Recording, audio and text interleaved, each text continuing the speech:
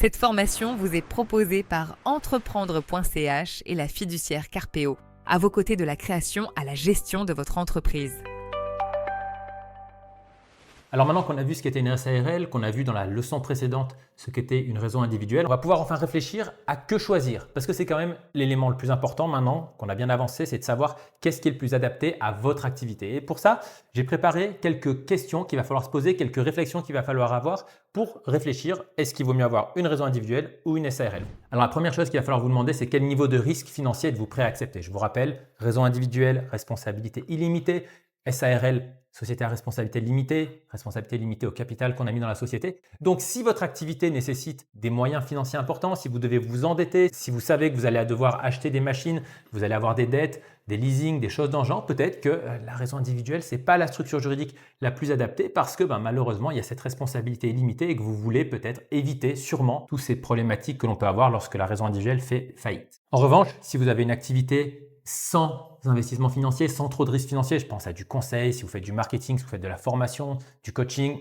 c'est clair que la raison individuelle, c'est totalement adapté parce que finalement, le risque financier que vous avez dans cette activité-là va être relativement limité et donc, pas vraiment de questions à se poser à ce moment-là sur la problématique du risque financier. Deuxième point important, est-ce que vous avez du capital à mobiliser pour la création de votre société? Est-ce que mettre 20 000 francs dans la création de votre société, c'est problématique? Si oui, c'est clair que dans ce cas-là, la SARL, ça ne va pas être la structure juridique la plus adaptée, même si il faut bien comprendre que ces 20 000 francs que vous allez mettre dans la création de votre SARL vont pouvoir être utilisés ensuite pour le développement de la société, pour acheter du matériel, pour faire un site internet. Mais malgré tout, c'est de l'argent que vous allez sortir de votre poche pour créer une société. Alors que si vous avez des fonds limités, c'est clair que la raison individuelle va être une structure adaptée parce que finalement, vous n'avez pas besoin de ce capital de départ et donc, ce sera plus simple de se lancer et puis peut-être de transformer plus tard, dans quelques mois, dans quelques années, si le business fonctionne bien, votre raison individuelle en SARL. Troisième question à se poser, et ça, vous le savez déjà, vous y avez peut-être déjà réfléchi depuis qu'on en a discuté dans les précédentes vidéos, la crédibilité commerciale. Est-ce que vous avez besoin d'une certaine crédibilité par rapport à vos clients, par rapport à vos fournisseurs, par rapport à votre banque? Si c'est le cas, c'est clair que la SARL sera beaucoup plus adaptée que la raison individuelle qui peut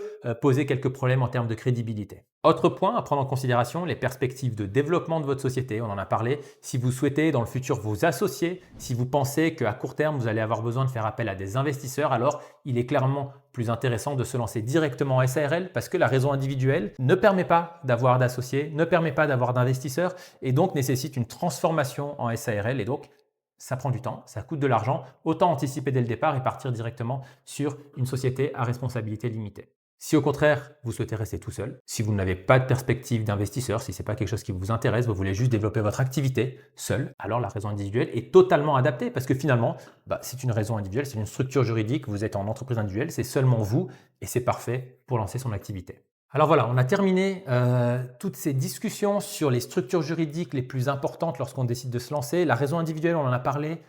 On a expliqué ce qu'était une raison individuelle, on a vu vraiment les avantages et les inconvénients de cette structure juridique. On a fait également la même chose sur la SARL et au travers de cette dernière leçon qu'on vient de faire ensemble, vous devriez normalement maintenant savoir si la raison individuelle ou peut-être la SARL est la structure la plus adaptée pour lancer votre activité. Maintenant qu'on a vu tout ça, on va continuer à avancer sur le chemin de la raison individuelle et notamment on va discuter de qu'est-ce que cela signifie qu'être indépendant. Qu'est-ce que cela signifie qu'être indépendant? Qu'est-ce que cela signifie le statut d'indépendant? Comment devenir indépendant? C'est ce qu'on va voir maintenant dans cette prochaine leçon qui est une leçon capitale pour bien comprendre le statut d'indépendant, la raison individuelle. Donc voilà, je vous remercie pour votre écoute et je vous dis à tout bientôt dans la prochaine vidéo.